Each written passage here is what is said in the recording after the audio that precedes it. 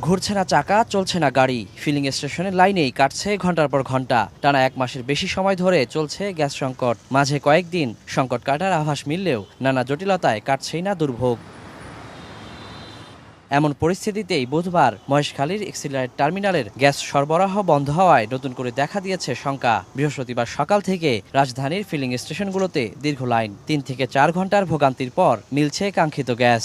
এখন একবারে প্রেশার টেশার কম, 3-4 ঘন্টা লাগে সিরিয়ালে দাঁড়ায় থাকতে, তারপরও পাওয়া যাচ্ছে না। যে 200-250 টাকার গ্যাস ভরি ভাই, এই গ্যাসে সারাদিন আমরা চালাইতে পারি না, টেনশনে থাকতে হয়, বুঝছেন, যে গাড়িটা আমরা মালিকের ডিউটিটা ঠিক মতো করতে পারবো কিনা। সকাল 8:30টায় আমি সিরিয়ালে দাঁড়াইছি, এখন প্রায় 12টা বাজতেছে, তো তাও ফুল প্রেশার নেয়। গ্যাস নিতে নিতেই তো আমাদের দফা সারা, এখন তারপর চলবো কেমনে, কি করবো কেমনে, এইভাবে কি দিন যায় একটা ড্রাইভারের, মানুষের।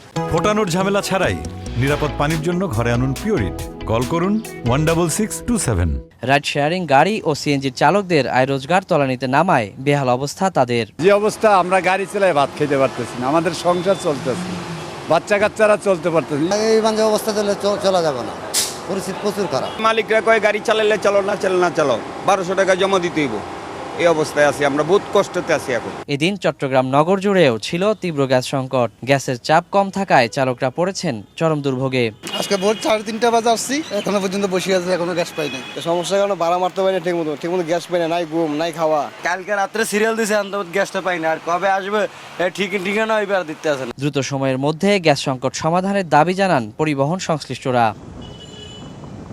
ওয়ালিউল সাকিব, সময় সংবাদ, ঢাকা।